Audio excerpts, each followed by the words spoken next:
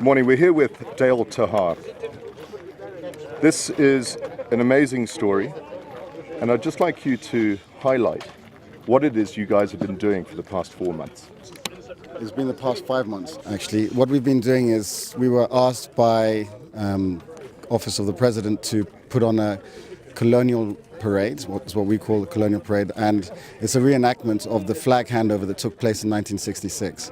And what the men you see behind you are the colonial contingent, the British Army contingent of that parade. The other half are the Botswana Protector Police, and what we've been doing is training them up from having actually no ability to drill to the standard that they've got now, which is, to my mind, the same standard as you'd find with regular army soldiers. So they spent the last 5 months, twice a week, every week, and the last 2 weeks, every day, practicing drill for this parade that'll happen tomorrow on Friday the 30th, which is our 50th anniversary of independence. That's fantastic stuff. Now, do any of these guys have any prior experience, any sort of military backgrounds, and sort of what percentage would that be? What percentage are full civilians? So of the 31 people on parade, there are nine of us that have military experience, and that ranges from 2 years enlistment in the South African Army. We have an Italian Carabinieri who spent a few years in the Italian police, and then a couple of us that spent a bit longer in the British Army. So it ranges from 2 years up to 10 years of experience, but so very little. But it works out at about 25% of the body of men.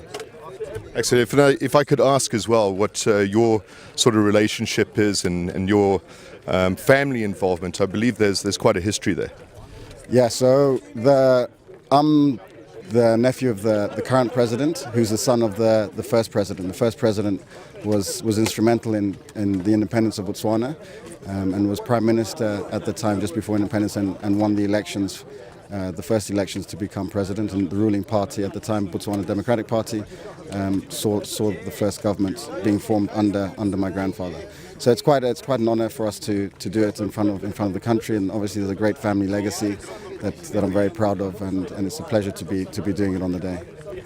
Now, if I could just go back quickly to the group that you've assembled here, who's actually been doing the training for the guys? So what happened when this was first decided? We approached the BDF, and the Botswana Defence Force provided 3 qualified drill instructors, and they're the ones that have been teaching all the guys the drill. So it's BDF, and they've been attending all the drill sessions with us, so they've shown a complete commitment. Although it's part of their day job, so it's not quite as awesome for them to be here as it is for the 30 guys that have volunteered. Absolutely. I mean, I've witnessed what you guys have achieved. I think you guys can be incredibly proud of yourself. Thank you very much, Dale. Appreciate your time.